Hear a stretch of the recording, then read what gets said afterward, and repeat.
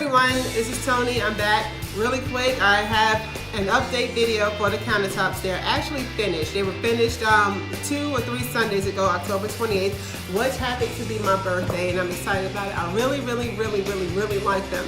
But the thing is, once the countertops were done, I really need to get a backsplash, which was what Steve told me. Or I call him Jake from State Farm, whatever. Anyway, he said it would be a possibility that we may need to do a backsplash. So we did a backsplash, and I liked it. We just finished it yesterday, which would be November 11th. Today's November 12th. It's Veterans Day observed today. So yeah, anyway. What we did with the backsplash was we used Simple Mat, which is like a sticky adhesive, like sticker, so to speak, to put the tile on. We used that. We liked it.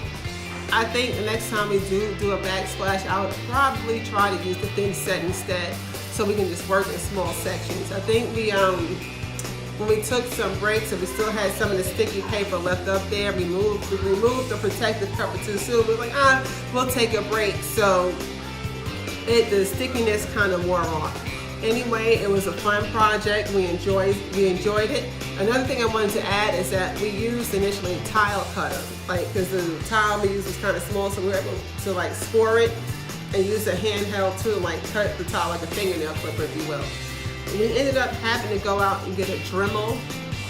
I'm sorry, my camera girl said slow down because I'm rambling. Oh, I'm sorry, she said stop banging the table. We're going to keep this going though. We used a Dremel saw with a diamond cut blade, which is used to cut through the tile.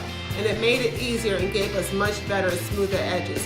There are a few pieces that you can kind of see, you kind of look really hard at our backsplash to see that if the cuts weren't smooth and straight.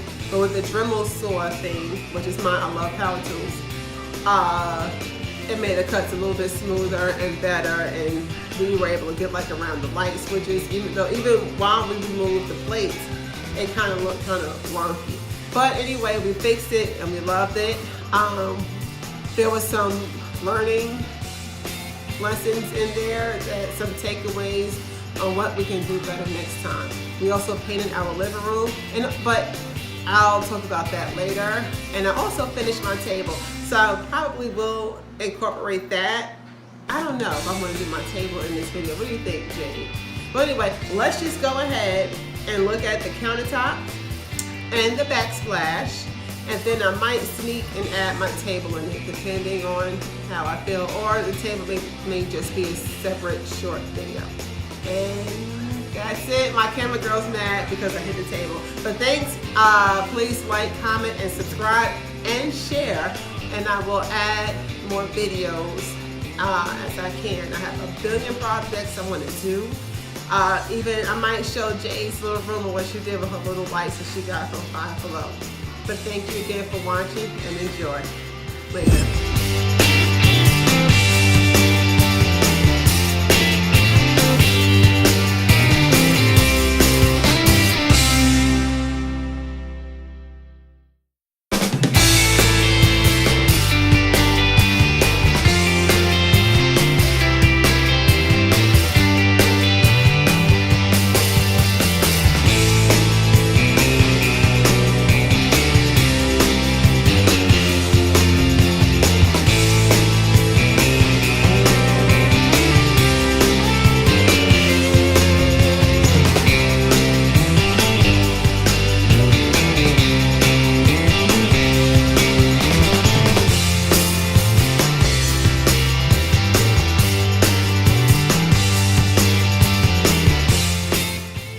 So right here in this video, this part of the video, I'm actually showing what the Simple Mat is.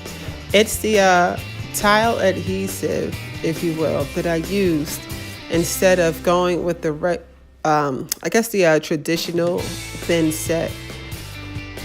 This part actually was supposed to be the intro because I was going to do a separate video on my tile backsplash after I showed the video on my completed countertops, but it would have been 2 separate 1 or 2 minute videos, and I didn't want to do that.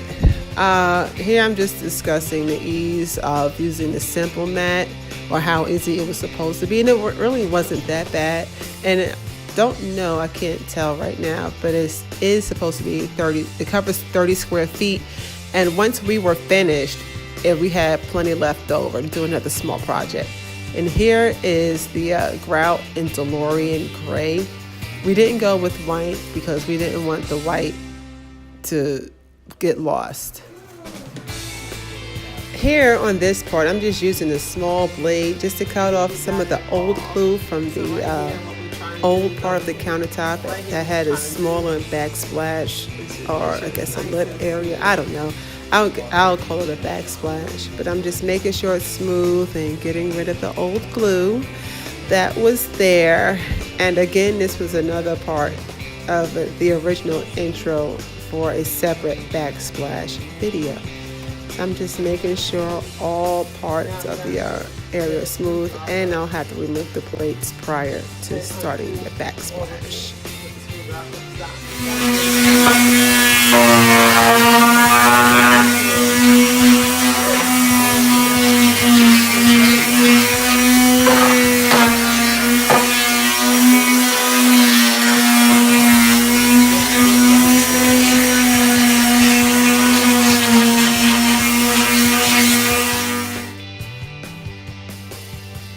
Okay, so in this part, after my husband has taken his measurements and cutting the tiles where it needs to be, we're now removing the protective film that covers the actual sticky part that the tile will stick to for the simple mat. And then underneath that is all his little measurements, because he's seen other contractors do it, so he did it. And it actually worked. And it made the project easier in determining how much of the simple mat we needed to cut. And right here he's making sure we have it lined up the right way. We did use spacers at most points because we didn't want too large of a gap, and we did realize how important spacers are in hindsight, because there were some parts that he did eyeball, and it was fine at first, but then you started noticing, wait a minute, that gap is a little bit too wide than the rest. We used 1/8 of an inch spacers, just FYI. I don't think I showed the spacers initially. And he's just using the grout float just to mash in the tile. Also here we're just making sure things work. We did move that and put the plate up so we can space it the right way with the plate being on it.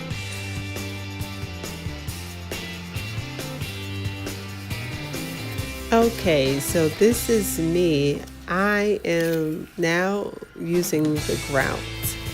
I tried to stir and record at the same time just to mix whatever the product up top was, mix it in good.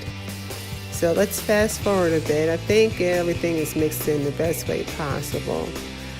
And now we're going to begin to set the grout. At Home Depot, when we took the free class, I was told to put it at a 45-degree angle to get it all between the lines. And can you see the gray? I think the gray was a good fit for this project. And here I'm just making sure we have it again at the 45-degree angle. I kind of did it in slow motion, so you can see exactly how I did it and to see exactly how the grout is getting in between the spaces of the tile. Now here again was the hard part with trying to record with one hand, because Jade, the camera girl, wasn't up yet, and get the sponge to clean the grout off. That was definitely a tedious task. It took obviously more than one swipe. It took several swipes, and this is sanded grout. Just FYI, this is sanded grout. So after a while of rinsing and using and cleaning and using the sponge over and over, I have a gravel driveway, and I keep had to dump the water out into the driveway and shake it out really good because it was sand at the bottom. I had enough to make my own beach by the end of this project, but it was well worth it. I truly enjoyed it, but the grout actually was the hardest part of this project. And here we had to fill in some blinks using our fingers. Well, that's my husband's finger, because it got a little bit tiresome cutting tiny, tiny, tiny pieces of the tile. So now we're just cleaning up and filling in the gaps with our fingers. It was a messy project. So that's the sponge and the grout that we used. This is the Dremel saw I mentioned earlier. Very useful. And now here is the finished product, and I love it. Thanks for watching. So I hope you enjoyed watching the video on the countertops and the backsplash. Just a few things with the countertops, with how I cleaned them. I learned from another YouTuber. I have to go back and get her name. But she has concrete countertops, and she just simply uses good old soap and water, dish soap and water. I have some Mrs. Meyer's soap that I use, and just wipe it down each night. Just be careful with grease. I don't fry much, but just be careful with grease, because it will stain your countertop, if you will. It's just like spilling grease on the sidewalk. The countertop is actually sealed with a sealer, and I'll show a picture of it if I remember, or in another countertop video, because I'll probably do a few more updates on it. But it is sealed with a food grade sealer, because obviously it's a countertop that's used in the kitchen with food. I've never actually chopped on any of my countertops, whether it's the laminate or this one. I have some cutting boards, and actually bought newer ones and larger ones. I don't want to take a chance with anything. I usually use pot holders or whatever to sit my pots on anyway. Another thing is, I like them. Like I said, I just clean them with simple soap and water, nothing crazy. And there were some things I didn't add or didn't comment on the countertop portion of this video, because I just didn't know. I know there was a lot. I will tell you, there was a lot of sand, and I mean a lot of dust. A lot of dust, where Jade and I actually cleaned up the last little bit of everything from underneath the cabinets, to include the cabinets itself, as well as the pots and pans that I store underneath there, and some of my Pyrex dishes. It's well worth it. They didn't have a huge cement truck. It was my coworker and his brother. Again, they did a dope job. I really, really love my countertops. But it is a dusty project. They did the best they could possibly do to keep the dust from going everywhere, but you just can't help it. The countertops had to be sanded a billion times and wet. I really know. I wasn't there. I didn't want to get in the way. They had like plastic sheets up to kind of contain most of the dust within my kitchen, and I just didn't want to be in the way. But it was a long project, and they did a phenomenal job, and I couldn't be much more happier about it.